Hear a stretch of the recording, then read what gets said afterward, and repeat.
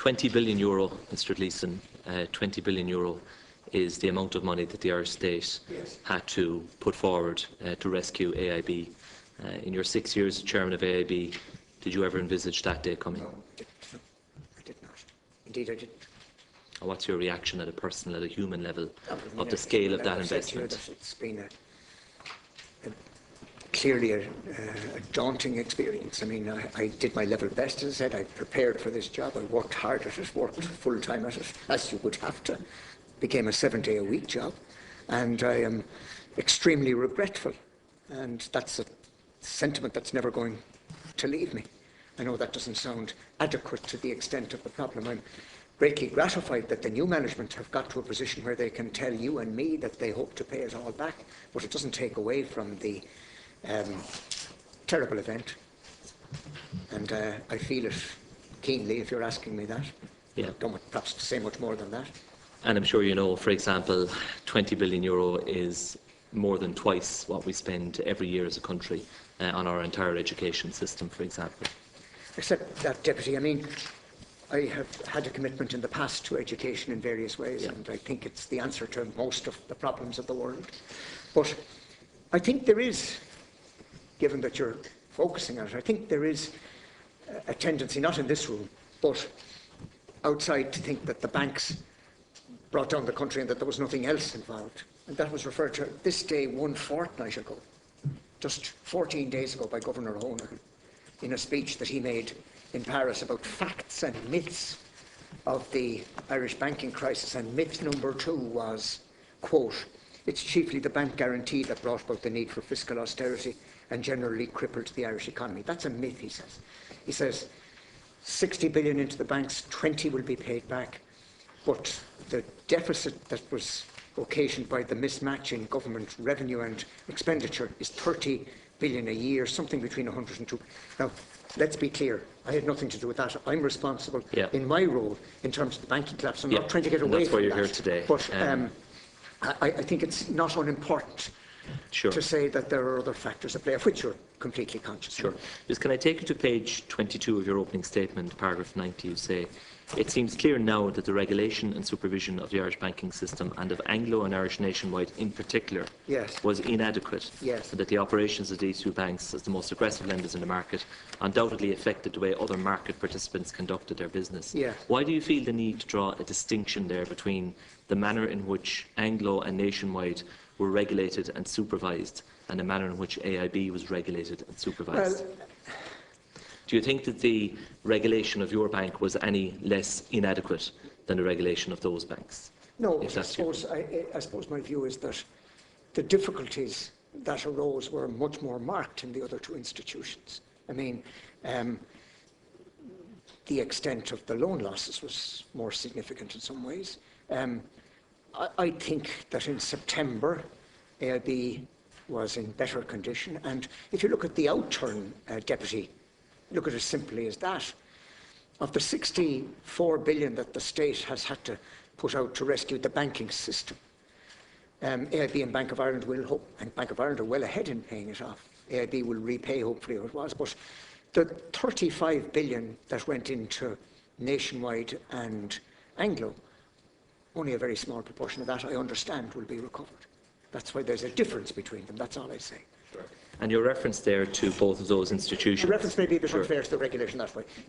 Well, it seems to draw a distinction. Well, no, I think that's unfair, and you're right to draw it to my attention. Okay. It's more in terms of outcomes the distinction should be drawn, and I accept your correction. And your reference to both of those institutions as the most aggressive lenders in the market, undoubtedly affecting the way other market participants conducted their business. And you've told a number of anecdotes around the Anglo story and how it perhaps inadvertently impacted on the way AIB conducted its business. But I suppose for many people watching the proceedings, they might regard that as the "he made me do it" excuse, that Anglo made us do it. It certainly shouldn't be. There's no excuse. I'm trying to explain. I mean, I think, you know, what am I trying to do with the committee here today? What I've thought myself is trying to assist you by giving an eyewitness account of what it seemed at the time. There's 300 books written worldwide about the cause of the 2008 crisis. I have nothing to add to that. All I can do is come here and try and tell you as honestly and frankly as I can what it seemed like at the time from a participant, and that's all I'm trying to do. I am certainly not trying to excuse what went on, Deputy, and I'd like that to be clear. Sure. Okay. Can I ask you, Mr. Gleeson, when you state that it was your view then and remains your view now that AIB was solvent at the end of September 2008, what's your definition of solvency? Solvency is that, I'm not going to go into accountancy definitions, but broadly the thing is that you could pay off your debts and that you'd be able to... The value of your assets exceeds the value of your liabilities. And I draw attention to some of your colleagues to the fact that property prices hadn't fallen by then. We all think they did, but in truth, that was a terrible event that really had hardly kicked off at that season. And that's the main reason I say it. And you said earlier on that the real trouble was in 2009 in terms of the collapse in property values. But can I put it to you, and your assertion that AIB was solvent at the end of September 2008, less than 3 months later, on the 21st of December 2008, the government made an announcement that there would be a capital injection of €2 billion into AIB. Less than 3 months later. That is so. That is so. More capital was needed. But why was that necessary if the bank was fully I solvent? may be wrong.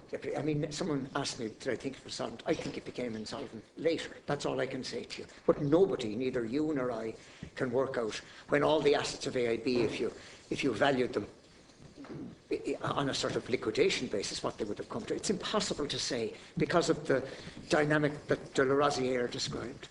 Okay. De Larosière and Nyberg, I should say. Yeah, sure. You describe in detail how the risk function worked within the bank, and you cite, for example, that the risk function had between 150 and 200 people. Eventually.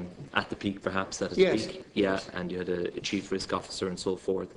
And the audit committee had a very important role. And the top 10 risks were presented to the board. Was the risk of excessive exposure to the property and development sector credit risk regularly featuring in that regard? You've been sent, although you can't have read everything, but you'll see the board dashboard. That was something that I came up with the chief risk officer, that every month every member of the board would get the risk dashboard, and it was against the contingency that some boardmen say we were never told about this. And it had the 10 biggest risks. And back in 06, 07, it was, will we be able to complete the Basel transformation? Earlier than that, perhaps at my behest, it was regulatory conformance. Are we obeying the law in everything we do? That was something that I was very keen on. And then subsequently it became credit risk. Sure. Can I ask you, Mr. Gleeson, about the issue of interest being rolled up and that practice, because I think some light was shed on that yesterday by NAMA, that, for example, of the €74 billion of par value of loans that they acquired, 9 billion of that was actually just interest being rolled up, and that 9 billion more or less related to the 40 billion in the land and development book. Now, it emerged at one of your own board meetings on the 8th of October 2008, when questions were being asked about interest being rolled up, that the bank didn't have access to that information readily. Absolutely. That was a very bad piece of missing architecture, that the management information system wasn't able to produce the information on that key indicator. And I agree with you. It should have been able to be found that. I think what they said, I haven't got it in front of me now, was that it had to be done manually, I think. To be fair to you, it says that the information was not available from the bank's accounting system, and that a manual exercise would be required to obtain that information. That's an indispensable gap, I agree. And many of those loans, as we now know, were being recorded as being fully performing, even though not a cent was being repaid in them. I just don't know that. I've heard that said. System. Well, across the system. I don't know how bad AIB was in that respect. I just don't know enough to tell you. I think Mr. McDonough and Mr. Daly's evidence was across the whole banking system, and I would like to think that we weren't as bad as the worst, but I just don't know is the answer. Okay. Very briefly, Chair, just on the night in question, the 29th of September, you cite a number of examples whereby you had the clear impression that a different solution would be found for Anglo and INBS, that they would be either taken out or nationalised. That was what was being discussed, is what I'd say. Who gave you that clear impression? Well, it was just, I suppose, that was what discussed. I mean, when Governor Hurley says, can you get 5 billion to keep Anglo going to the weekend, it wouldn't make any sense if you were going to guarantee 6 banks the next morning for us to be providing liquidity to the the weekend. It was inconsistent with that.